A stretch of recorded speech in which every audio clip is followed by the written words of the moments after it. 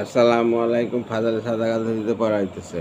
এই জন্য বছরের শুরু হইতে যেমন যেন প্রয়োজনের ক্ষেত্রের সময় জাগাত পরিমাণের প্রতি লক্ষ্য রাখিয়া কিছু কিছু করিয়া দিতে থাকে।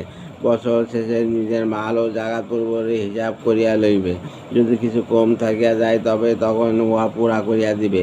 আর যদি কিছু আদায় করিয়া হইয়া থাকে তবে আল্লাহ তাআলা শকর আদায় করিবে যে উহা আল্লাহ তাআলার তৌফিক ছিল যে ওয়াজিব হইতে বেশি আদায় হইয়া গিয়াছে।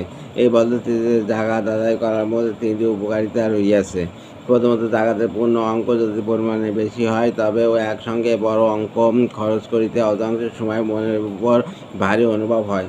অথচ জাকাত আদায় করার ব্যাপারে সন্তুষ্ট মনে খরচ করা অত্যন্ত গুরুত্ব রহিয়াছে। দ্বিতীয়ত, সবসময় প্রয়োজনের ক্ষেত্রে খরচ করার সুযোগ পাওয়া যায় না। এইভাবে জাকাত আদায় করিলে প্রয়োজনের ক্ষেত্রের সময় খরচ করা হইবে। আর যদি বছরের শেষে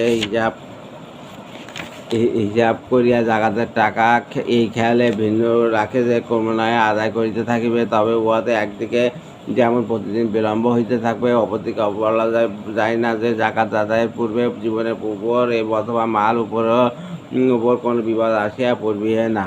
আর জাকাত ওয়াজিব হওয়ার পর উহা আদায় না করা সর্বসম্মতভাবে গুনাহের কাজ। তৃতীয়ত, ক্রমান্বয়ে আদায় করিয়া থাকার মধ্যে মানুষ যদি বেশি কৃপণতা না করে তবে আশা করা যায় যে অধিকাংশ ওয়াজিবের পরিমাণ হইতে কিছু বেশি আদায় হইতে যাইবে, যাহা একটি পছন্দনীয় বিষয়। কিন্তু একসঙ্গে হিসাব করিয়া উহা হইতে বেশি খরচ করা অনেকের জন্য কঠিন ব্যাপার হইবে।